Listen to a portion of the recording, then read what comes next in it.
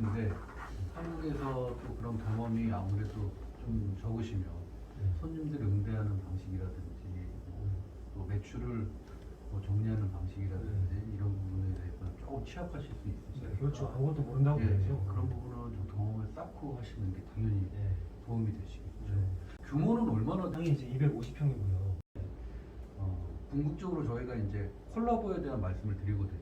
그러니까 매출 증대를 위한 콜라보 방식이 뭐가 좋습니까? 근데 베이커리 하시는 분들은 이제 베이커리만 좀 고집하시는 분들도 계시고 카페를 하시는 분들은 카페 쪽을 또 고집하시는 분들이 있는데 결국은 이분들이 그 매출 증대를 위해서 어쩔 수 없이 콜라보해서 같이 가시는 게 요즘의 형태입니다. 그러니까 자기 전공 과목이 아니지만 같이 이렇게 콜라보하게 되는데 그렇게 하다 보면은 직접 이제 좀 배워서 간단하게라도 배워서 빵 하시는 분은 커피를 배우시던지 커피 하시는 분이 빵을 배운다는 건 사실 쉬운 문제는 아니거든요. 그러니까 생각보다는 커피는 단기간 내에 어느 정도 모양을 내는 거는 가능한데 물론 이제 커피도 깊이 있게 들어가면은 뭐 한두 건도 없겠지만 그렇죠. 빵은 쉽지 않은 분야입니다. 뭐 디저트, 빵 다 마찬가지고요. 더군다나 초콜릿 이쪽은 우리나라에서 또 더 쉽지 않은 분야. 사실은 그 매니아층이 아주 뭐 두텁게 이렇게 깔려 있다기보다도 그렇죠. 베이커리 어떻게 보면은 좀 죄송한 말씀이긴 하지만 좀 밀려 있는 상태입니다. 그렇죠. 베이커리가 주종으로 막 끌고 가다 보니까 이제 그런 부분이 있어서 근데 초콜릿을 런칭을 해서 그거를 하나의 파트에다 같이 이렇게 심어서 가신다 그러면 그거는 제가 봐서는 또 굉장히 좋은 아마 파워를 갖고 계신 거라고 주택가 같은 경우에는 초콜릿을 메인으로 해서 다른 품목을 좀 적게 갔을 때는 상업성이 조금 약할 수 있기 때문에 제가 봐서는 아버님 말씀이 좀 맞긴 하신 것 같으세요. 그러니까 초콜릿을 살리시는 거는 당연히 살리셔야 될 것 같고요. 좀 차별화해서 기존의 초콜릿 매장들도 뭐 있긴 하지만 초콜릿을 차별화해서 이슈화시키고 거기에 플러스 베이커리 그 다음에 음료는 뭐 요즘은 워낙 기본으로 가니까 그거는 같이 딸려가 주는 게 그래야지 주변에 있는 아파트 단지에 어머님들이나 아주머니들이 오셔서 커피도 마셔야 되고 뭐 초콜릿도 당연히 초콜릿입니다. 그다음에 빵도 이렇게 구성하시면 보통은 우리가 알다시피 베이커리 카페는 워낙 많지 않습니까?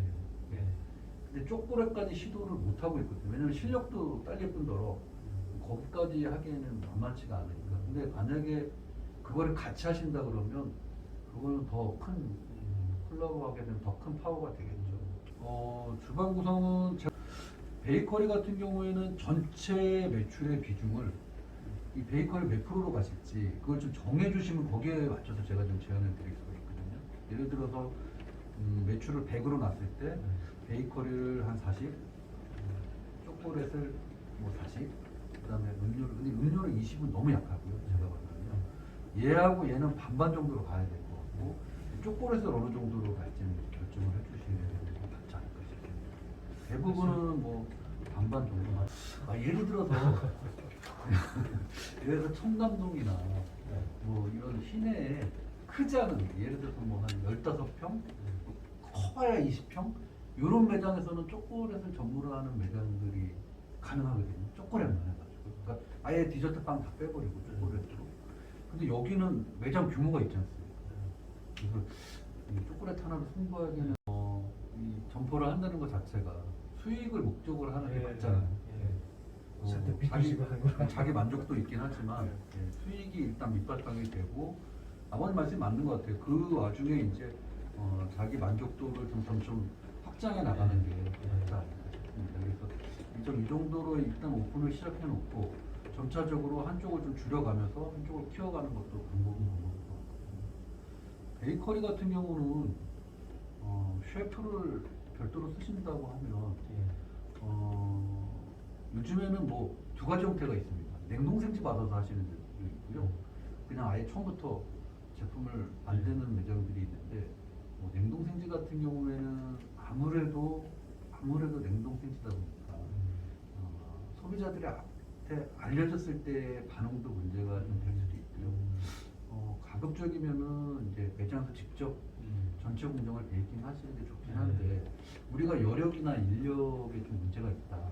그런 부분들이 있으신 분들은 냉동생주로 가시기도 하죠. 근데 냉동생주로 갔을 때 베이커리 주방 장비가 뭐가 빠지냐면 이제 반죽 믹서기 라인이 조금 이제 그런 부분들이 제외되고요. 일단 베이킹 라인은 어차피 다 따라가야 되거든요. 오븐 쪽이 있거든요.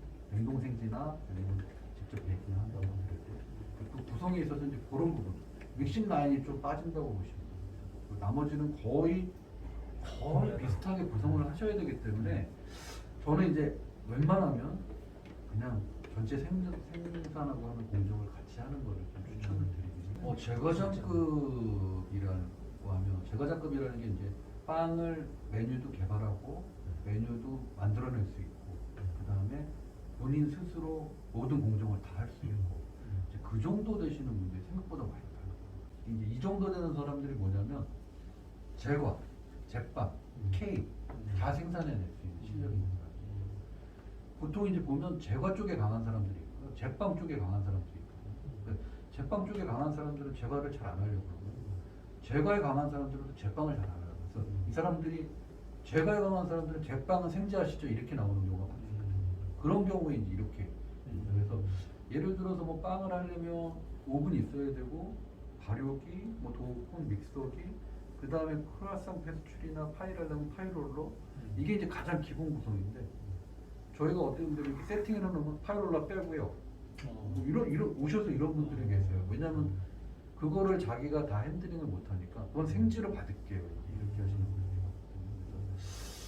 그래서 그런 부분들도 좀 알고 스타트를 하시는 게 좋을 것 같고요. 그래서 가급적이면은 전체를 좀 생산해낼 수 있는 경력이 그래도 10년에서 20년 정도 되는 셰프를 좀 모셔서 하시는 게 그러면서 초콜릿을 물론 이제 하시겠지만 빵도 좀 같이 배우시면 훨씬 좋잖아요. 올해 이제 평생 할 장사니까 배워야죠. 근데 빵도 뭐 워낙 뭐 다른 쪽도 마찬가지냐 빵도 단기간에 되는 게 아니지 않습니까? 오랫동안 이제 배우셔야 되다 보니까 이런 제안도 제가 드릴 수 있습니다. 뭐냐면 제가 아는 지인들이 이제 제과장님들이 워낙 많이 계시거든요. 그 연세가 지금 60이 넘으신 분들부터 해서 뭐한 40대까지 이 정도 이제 연령분들이 계신데 예를 들어서 사장님께서 나는 여기를 뭐 이렇게 젊고 창창하신 분들이 오셔서 막 이렇게 전체적으로 해줬으면 좋겠습니다.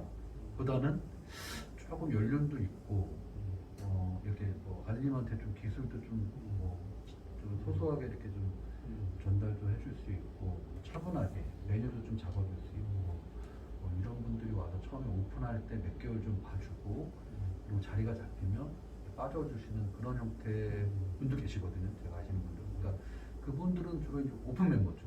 와서 3개월, 6개월 정도 이렇게 기간을 정해서 정도 제품 잡아주고 뭐 메뉴 가지수 정해주시고 뭐 이렇게 해서 하시는 분들도 계시긴 하세요.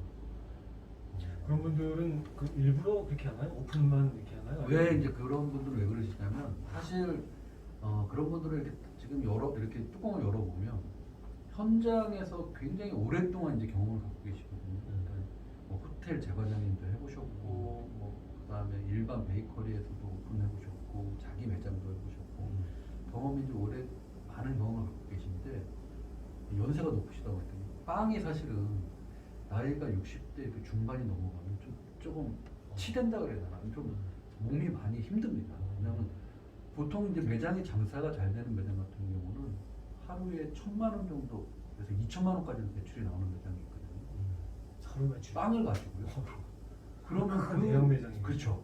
그러면 그 빵을 생산을 해내야 되잖아요.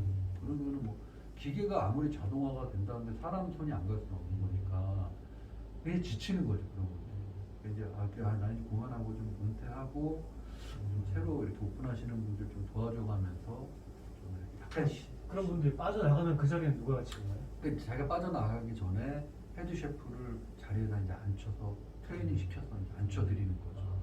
그러니까 어쨌든 창업할 때는 도움이 될 만한 그런 분들. 그렇죠. 아니 뭐 처음에 오픈할 때 메뉴 잡아주고 가지수나 이런 거 다 정해주시고 이제 같이 협의해서 이제 진행을 해주시는 그런 분들이 있으면 좀 도움이 되는데 그러니까 이제 그런 분들 그 네트워크가 있다는 말씀이시죠? 예, 이제 그런 원하시면 이제 그런 분들 연결해드릴 수가 있고 아니면 그냥 처음부터 일할 수 있는 사람을 우리 찾아야 됩니다. 그러면 뭐 잡코리아나 뭐 이런 광고 좀 내셔서 저는 이제 아까 말씀드린 것처럼 워낙 유동성이 있으셔서 잘 좀 선정하시는 게 좋고 더군다나 또 트러블이 생기면 안 되잖아요.